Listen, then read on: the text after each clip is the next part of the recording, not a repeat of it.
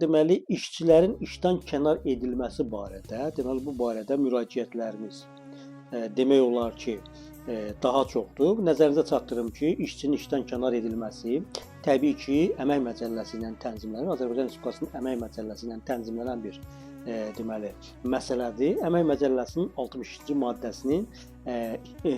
maddəsinin bir neçə tələbləri var ki, həmin o tələblər yerinə yetirildikdən sonra işçi işdən kənar edilə bilər. Mən indi həmin o bəndləri sizə sıralayıram, sayıram və diqqətli olun, nəzərinizdə saxlayın ki, işçi işə götürən tərəfdən hansı halda işdən uzaqlaşdırıla bilər, kənar edilə bilər.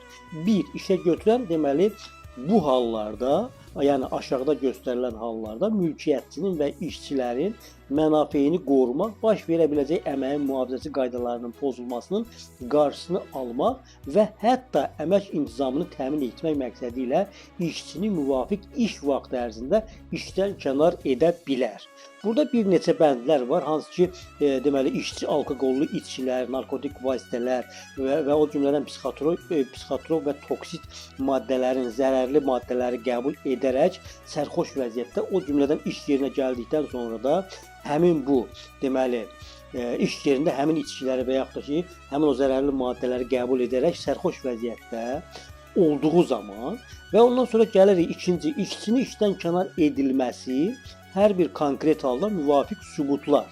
Yəni sübutlar deyəndə burada nələr nəzərdə tutulur? Yəni bu sübutlar toplanmalıdır və daha sonra sənədləşdirilməlidir. Burada nəzərdə tutulur deməli həkim rəyi, işçilərin izahatları, arayışlar və digər rəsmi sənədlər nəzərdə tutulur ki, bu da işə götürən tərəfdən bu deməli sənədlər yığılmalıdır. Daha sonra işçi haqqında qərar verilməlidir. Gəlirik üçüncü bəndə, işdən kənar edilən vaxt ərzində deməli işçiyə əmək haqqı verilmir.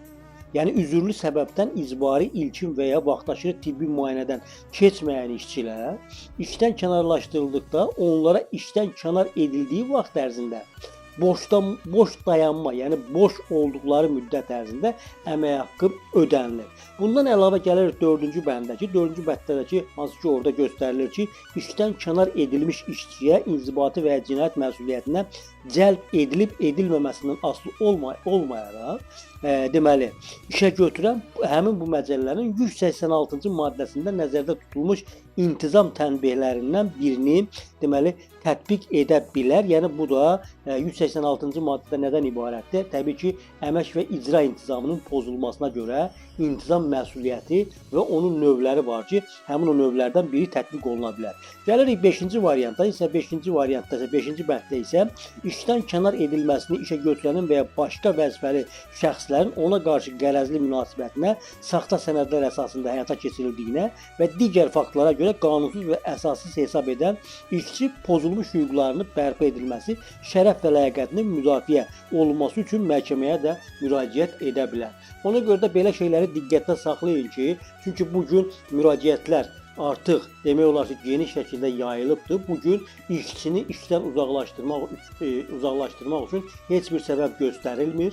Əmək Məcəlləsinin heç bir maddəsinə deməli qanuni şəkildə məhəl qoyulmur və birbaşa olaraq işçini deməli Əmək Məcəlləsinin 70-ci maddəsinin C bəndi ilə təqsirli bilərək işdən uzaqlaşdırırlar. Ona görə də hüquqlarınızı bilin, qanunları bilin və öz deməli vəzifənizin öhdəsindən gəlməyi bacarın.